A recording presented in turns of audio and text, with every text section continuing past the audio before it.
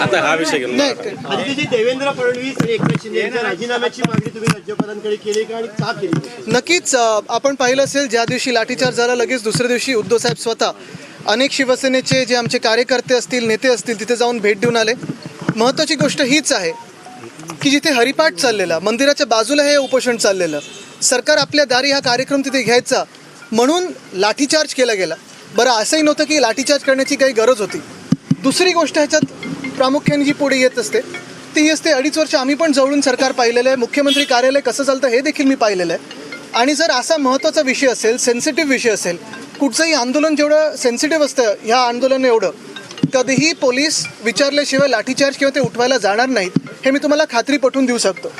कारण महत्त्वाची गोष्ट हीच असते की अशा आंदोलनांमध्ये असेल, कधी लाठीचार्ज केला, कधी उठवायला गेलं तर आजूबाजूचा जो कायदा सुव्यवस्थेची जी परिस्थिती असते ती बिघडू शकते. ही परिस्थिती बिघडू नये म्हणून मुख्यमंत्र्यांकडून असेल, गृहमंत्र्यांकडून असेल, आदेश घेतले जातात. आता ह्या सगळ्यांमध्ये जे सांगितलं जातं की आम्ही आदेश दिलेच नाहीत, आम्ही आदेश दिलेच नाहीत, असं जर असेल तर खरं म्हणजे मग सरकार चाललंय कसं? आणि आज मी राज्यपाल महोदयांना विनंती केली की मुख्यमंत्री जे घटनाबाह्य आहेत त्यांना बोलून जरा समज द्यावी की प्रशासन चालतं कसं आणि राज्य चालवायचं कसं. कारण सगळीकडेच असा अंधाधुंदी कारभार हा आपल्याला दिसत आहे.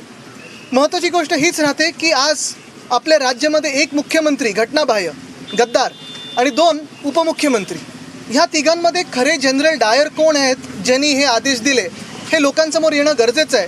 कारण होणार काय तुम्हाला आत्ताच सांगतो मी, चौकशी बसवली जाणार जसं खारघरमध्ये बसवलेली आहे, त्याच्यावर अजून काही कारवाई पुढे झाली नाही का, तो रिपोर्ट आला नाही. पण रिपोर्ट जेव्हा येईल तेव्हा एखाद्या IAS किंवा IPS अधिकाऱ्याला दोषी धरलं जाईल, सस्पेंड केलं जाईल आणि ज्यांनी लाठीचार्ज केला त्यांच्यावर कारवाई होईल. पण ज्यांनी आदेश दिले त्या सरकारमधून त्यांना कुठेही काही होणार नाही, हे या महाराष्ट्राचं दुर्दैव आहे. आणि म्हणून पुन्हा एकदा मी सांगतो की आज आम्ही शिष्टमंडळ घेऊन राज्यपाल महोदयांना भेटलो, त्यांच्याकडून पुढे कारवाई होईल ही अपेक्षा आहे. पण हे सगळं होत असताना घटनाबाह्य मुख्यमंत्र्यांनी जर थोडी लाज उरली असेल तर राजीनामा द्यावा, कारण असं सरकार चालत नाही.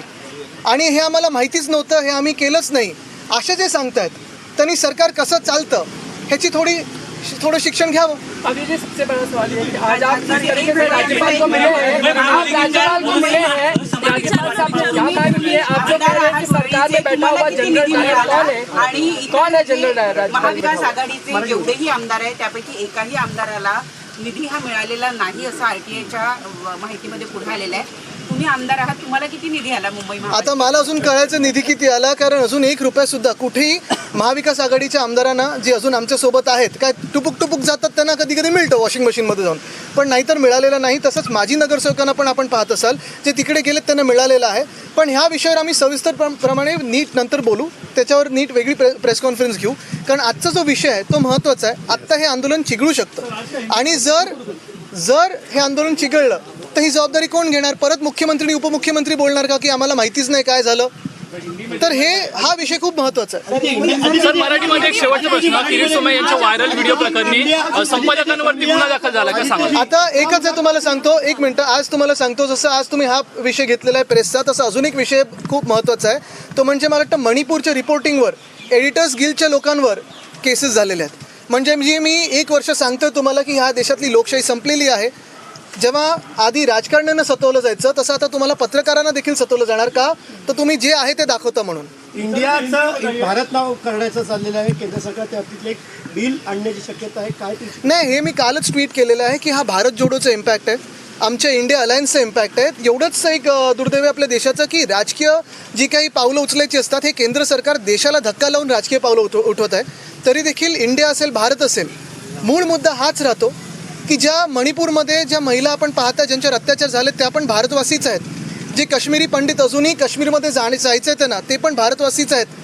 ज्यांच्यावर परवा लाठीचार्ज झाला जालन्यामध्ये, ज्यांची डोकी फोडली गेली, ते देखील भारतवासीच आहेत. आणि जे G20साठी त्या पडद्याच्या मागे लपवले गेले ते देखील भारतवासीच आहेत. ह्या भारतवासींबद्दल चर्चा झाली पाहिजे, नुसतं नाव बदलून नाही तर कामाबद्दल आता बोलायला पाहिजे. सर, राजभवन में आज आपको मुलाकात की, जनरल डायर आपको कौन नजर आता है? मुख्यमंत्री की आप इस्तीफे की मांग कर रहे हैं, मांग करें गृहमंत्री जो इस्तीफा दे अभी दे। बात हुई वो पहले हिंदी में आप ये भी बताएंगे, मैं तो बोलता ही हूँ, तो कंटिन्यू साथ में ही है। कंटिन्यू करूँ जो भारत का नाम मैंने वो बोल दिया, आप ट्रांसलेट कर दीजिए। सर कंटिन्यू करा कि राजभवन में आप मिले हैं, क्या कुछ मांग की है? जनरल डायर सरकार में कौन बैठा है, किसकी स्थिति? आज राज्यपाल महोदय से हमारी मुलाकात हुई। सारे जो शिवसेना के विधायक हैं और जो सांसद है वो सभी लोग राज्यपाल महोदय से मिलकर यही बात कर रहे थे कि जो अगर आप देखें तो राज्य में स्थिति हुई है, एक तरफ ऐसे है कि जो गद्दार गुट के सारे जो विधायक हैं वो पुलिस स्टेशन में गोलीबारी करते हैं, कोई कार्रवाई नहीं होती है। उनके बेटे जो होते हैं वो सीसीटीवी पे पकड़े जाते हैं किसी का अपहरण करते हुए, कोई कार्रवाई नहीं होती है। किसी पत्रकार को रास्ते में मारते हैं, कोई कार्रवाई नहीं होती। लेकिन जो युवा हो, जो लोग हो, हरिपाठ करते हुए मंदिर के बाजू में एक अनशन कर रहे हैं, उन पे अगर आप देखें तो एक भयानक सा लाठीचार्ज हुआ। यही बात हम कहने आए थे कि ये राज्य चल रहा भी कैसे है, इस पे आज सोच और गौर होना ज़रूरी है। अगर आप देखें तो सीएम डीसीएम ऐसे कहते हैं कि हमें पता ही नहीं किसने ये लाठीचार्ज के आदेश दिए। मैं आपको दावे के साथ कह सकता हूँ, मैंने नज़दीक से ये सीएमओ देखा है। अगर कोई भी संवेदनशील आंदोलन ऐसे हो, संवेदनशील बात इतनी हो, जितनी सेंसिटिव आंदोलन की बात ये थी, कोई भी पुलिस, कोई भी IAS अधिकारी, IPS अधिकारी आंदोलन में ये आंदोलन उठाना नहीं चाहेगा सिवाय किसी परमिशन के। ये परमिशन सिर्फ आती है सीएम या डीसीएम से। हमारे राज्य में एक गद्दार सीएम है, 2 डीसीएम है, और इनमें से अगर सब बोल रहे हैं कि हमें पता ही नहीं ये आदेश दिए किसने, तो ये सरकार चलती भी कैसी है। और इसलिए हमें ये जानना है कि ये तीनों में से या पूरे मंत्रिमंडल से महाराष्ट्र में जनरल डायर है भी कौन? क्योंकि अगर आप देखें तो जिस तरह से लाठीचार्ज हुआ था, ऐसे लग रहा था कि किसी दुश्मनों पे लाठीचार्ज हो रहा है, जितने गुस्से से हुआ। और ये लाठीचार्ज, ये साधारण लाठीचार्ज नहीं है, एक शांततापूर्व जो आंदोलन चल रहा था, अनशन की बात थी, उसी पे हुआ है। शायद ऐसे भी हो सकता है कि सरकार आपल्या दारी, ये जो कार्यक्रम उनका चल रहा है, लेके जा रहे हैं और कर रहे लाठी मारी, ये ऐसी भी बात हो सकती है। लेकिन जो सत्य परिस्थिति है वो लोगों सामने आनी चाहिए कि अगर आपने देखा होगा तो बारसू में ऐसी ही महिलाओं पे लाठीचार्ज हुआ था, वारकरियों पे लाठीचार्ज हुआ था, जालना में लाठीचार्ज हुआ। तो ये लाठीचार्ज के पीछे है भी कौन, और ये लाठीचार्ज कि अपने आप हो रहा है कि सरकार कोई चला रहा है, इस बात पे ध्यान देना जरूरी होगा। इंडिया का नाम बदल के अब जब भारत करने की बात चल रही है, तो ऐसे में सवाल उठता है क्या इंडिया अलायंस का खौफ है, इसलिए सारी चीजें, या सचमुच भारत किया जाना जरूरी है? अगर आपने देखा होगा तो हमारी जो पटना की मीटिंग हो, बेंगलुरु की मीटिंग हो या मुंबई की मीटिंग हो, हर बार हम जब देशभक्त सब राजनीतिक दल साथ में आते हैं तो केंद्र सरकार डर जाती है। हम जब सत्यमेव जयते के साथ रहते तो सत्तामेव जयते वाले डर जाते हैं और कोई ना कोई ऐसी बात करते हैं जिसमें प्रेस में कुछ डिस्ट्रैक्शन हो जाए। दुख की बात यही है कि खिलवाड़ हमारे देश के साथ चल रही है, देश की भावनाओं के साथ चल रही है। इंडिया हो, भारत हो, ये दोनों नाम अपने ही हैं, लेकिन मैं ये कहना चाहता हूँ कि मणिपुर में जो महिलाएं अत्याचार से पीड़ित है वो भी भारतवासी है। जो कश्मीरी पंडित वापस कश्मीर में जाना चाहते हैं और जो कश्मीर में है लेकिन गोलीबारी के सामने बेचारे बैठे हुए हैं, वो भी भारतवासी है। जो जालना में जिन्होंने लाठी काठी खाई है वो भी भारतवासी है, और जो दिल्ली में अगर आप देखें तो जहाँ पर्दे लगाए हुए हैं उसके पीछे रहने वाले भी भारतवासी है।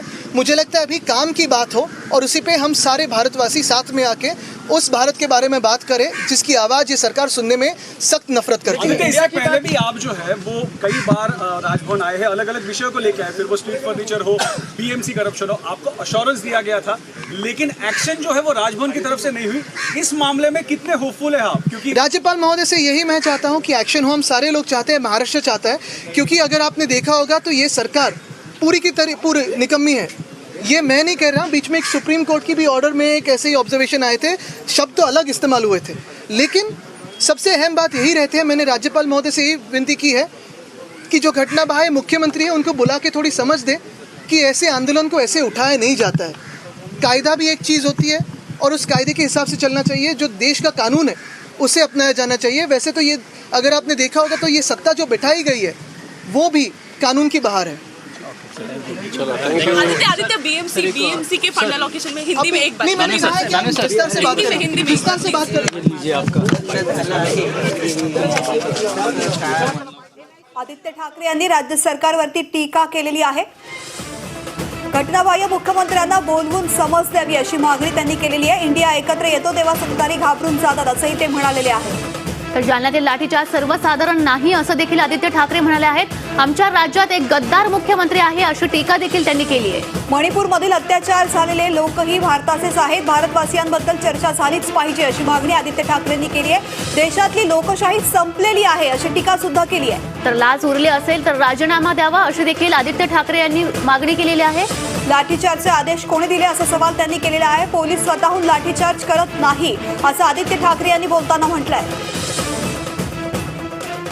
तर आदित्य ठाकरेंनी राज्य सरकारवर टीका केली आहे। सरकार कसं चालतं आम्हालाही माहिती आहे असं देखील आदित्य ठाकरे म्हणालेत।